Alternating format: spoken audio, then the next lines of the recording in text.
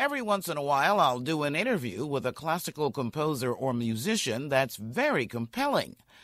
Time constraints often put a halt to an expanded interview. Well, it happened again. This time I decided to do something about it. This is a Composer's Cadenza. From the 2nd Street Dreams audio network, I'm Judelin Gibson.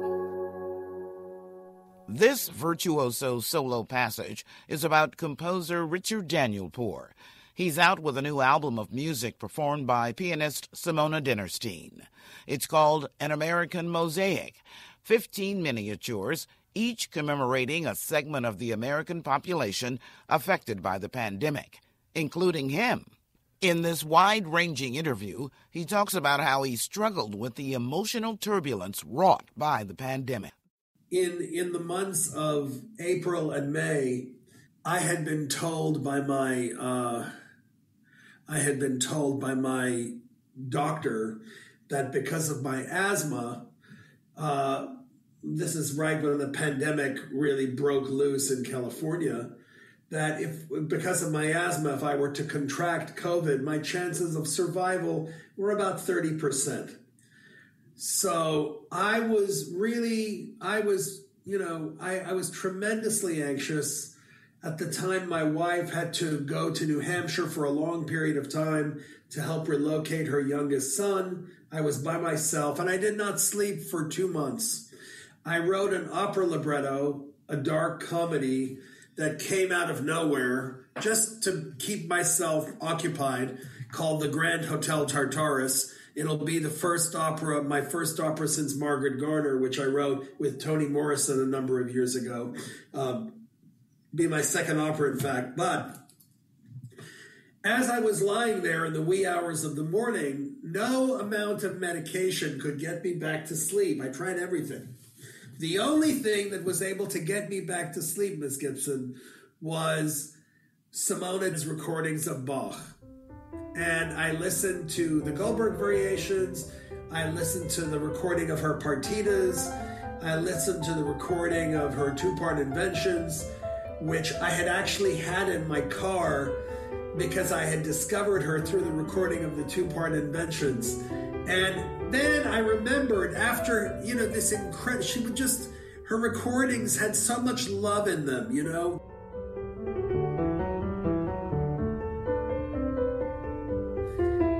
When I listened to Simone's recordings, I could hear the love in the sound. There are a lot of great Bach pianists throughout our history. Richter is one of my favorites. Glenn Gould, even though he's a little strange at times, I also love. But Simone, I think, is the greatest, is the only person who understands Bach who's alive today other than Yo-Yo Ma on that level.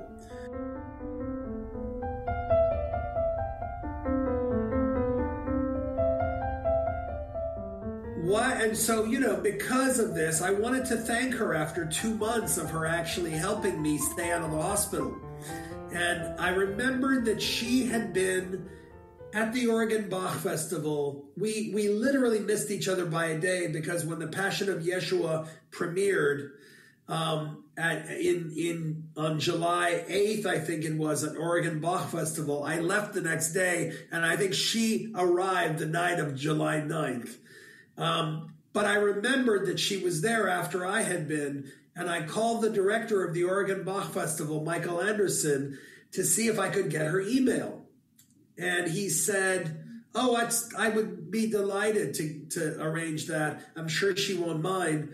He said, by the way, what are you working on? And I said, well, I just finished the first draft of an opera libretto, but I haven't been sleeping, and I've been thinking that I'd like to write an hour-long piano cycle for a great pianist who would live stream this in December, which I know is going to be one of the most difficult times of year in America for us with COVID. This was back in the end of May I was talking to him, okay? I said, I want to do this for a live broadcast at the beginning or middle of December, because I know it's going to be a tough time for everybody. And I want to write a piece that pays tribute to all of the heroes of this pandemic and also gives comfort and solace to those who've suffered. I just need to find the right pianist, I said to him. And he said, after a long silence on the phone, he said, what about Simona?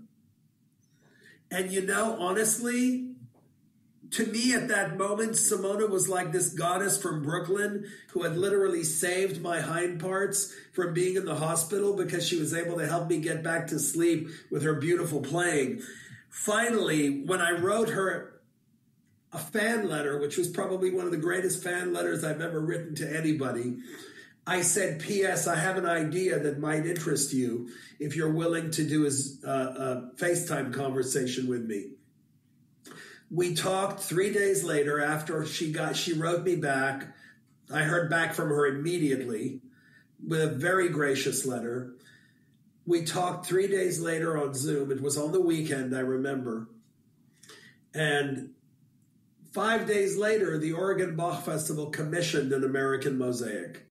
I started working on it around the 5th of June. And I did not work on anything else from the 5th of June until the middle of August. And there was a lot of sweat and tears that came from this. I felt as if it was almost my therapy in a way to write this piece during the summer. Would you say that you were despaired? Were you in despair when you wrote this, or? No, I was just very sad. And I had a dream, which had a lot to do with the way this piece turned out. I had a dream in the middle of all that time, right before I started working on an American Mosaic, in which I was sitting at the foot of my bed crying.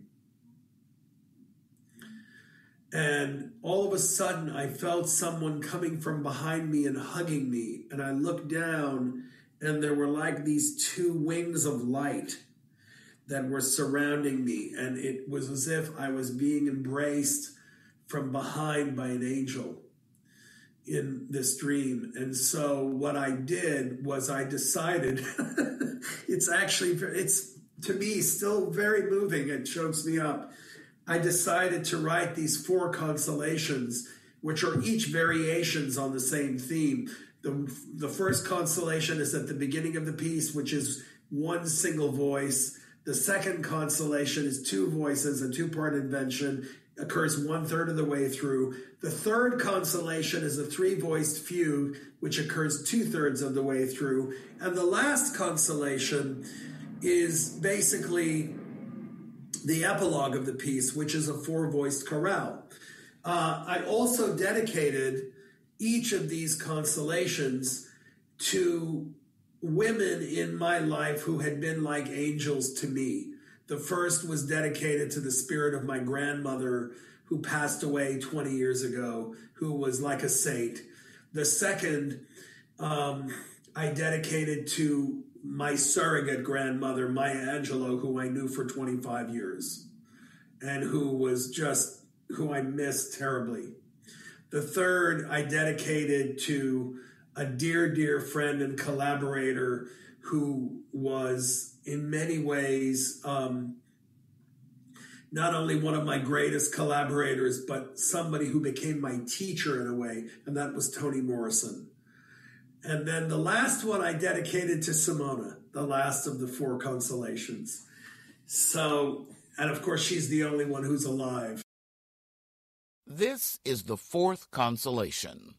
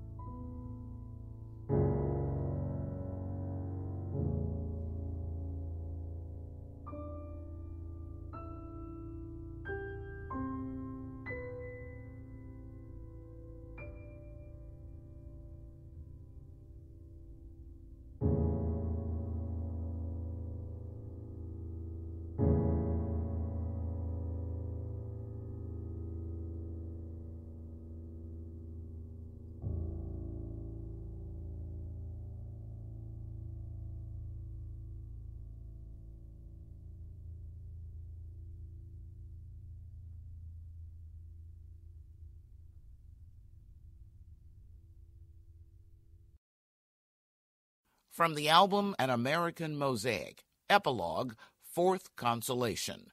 The music composed by Richard Danielpour and performed by Simone Dinnerstein.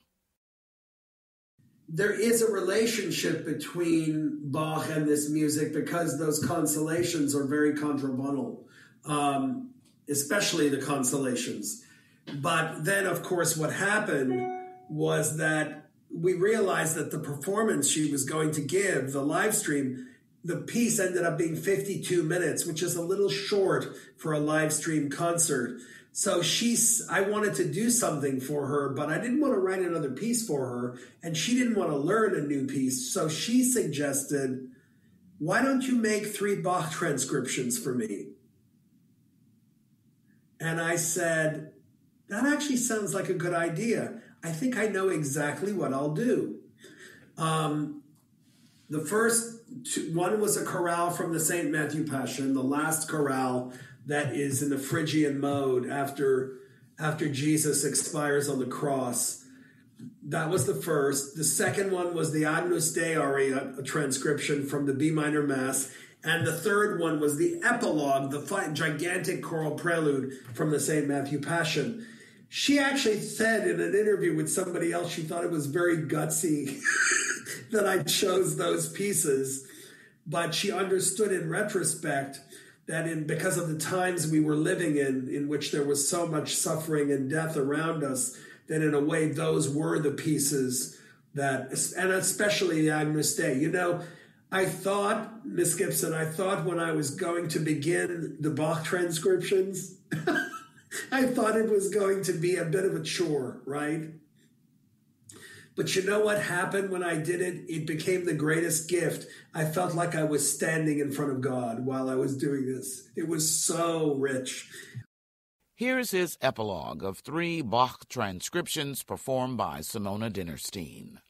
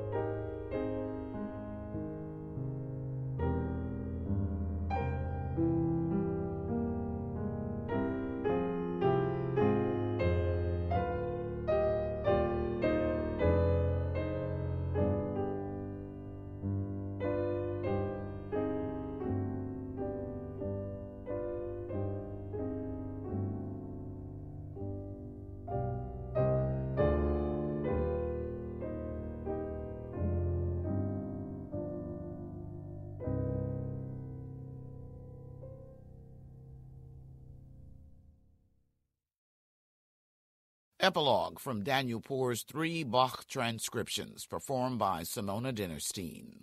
Those artists, they formed the kind of bedrock of my love for music. In addition to Bach, Mozart, Beethoven, Stravinsky, Debussy, Bartók, Ravel, Copland. And then later, my teacher, Mr. Bernstein, really kind of opened me up to, his own music and to his teacher's music, who was Aaron Copland. But I remember one thing he told me in one of my last lessons with him. He said to me, the conscience of this country and the future of the conscience of this country lies in the hands of the Black American writer. He said, if you want to collaborate with someone, collaborate with them because they know the truth, he said. And of course, I never forgot what he said. And I did. I collaborated with Toni Morrison on 2 song cycles for Jesse Norman. And then we wrote Margaret Garner. And I collaborated with Dr. Angelo 3 times. Right, exactly. And right now, I'm writing a piece with Rita Dove. Oh, wow. And Rita is the heir apparent to Toni Morrison, let me tell you. She is the heir apparent to Toni. And I am writing a piece. Can I just share this with you, even though it's not about... Please. It's not about an American Mosaic, but it's a spin-off in a way from the 14th movement. The 14th movement of an American Mosaic is titled Prophets and Martyrs. Okay. And is dedicated to the Black lives lost during COVID-19. Okay. You listen to that movement again, please. I will. Second to the last movement, okay? I will. And when I finished that, I thought, you know what? I need to write a whole other piece because as I was writing this, it was right after the George Floyd incident when 200 peaceful protesters in Los Angeles were arrested in Jackie Robinson Stadium. I was so angry. I was so livid. One of my great mentors as a child was Henry Aaron, who passed away very recently. He actually came to a performance of Margaret Garner with his wife in New York. We stayed in touch. I wrote a piece that was a tribute to him and to Jackie Robinson called Pastime, which the Atlanta Symphony commissioned in 2007. And it was the first time I'd seen him in about 33 years. But we stayed in touch from that time onward. I mean, I don't know if you see that picture behind. I see it, yes. That's a picture of me with him at the age of, I think I was 12 and he was, in his early 30s. Oh, man, that's fantastic. What a great inspiration for you. He was an amazing man. And my dad was sick with MS. He was really ill, and I was looking for male role models to sort of help me grow up. And Mr. Aaron was the first one, of many.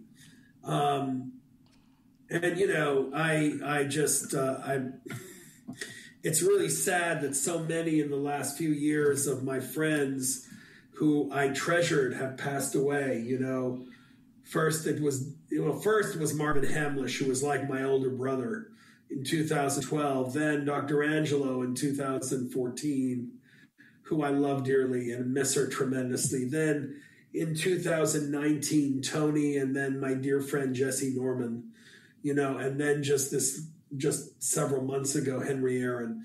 So, I mean, it's a hard time in a lot of ways, but I feel blessed at the ability to write. And what I'm writing now is a piece called The Unhealed Wound, which Skidmore College and the University of Virginia, which is where Rita teaches in Charlottesville, they're commissioning this work for Janae Bridges and Eric Owens to sing.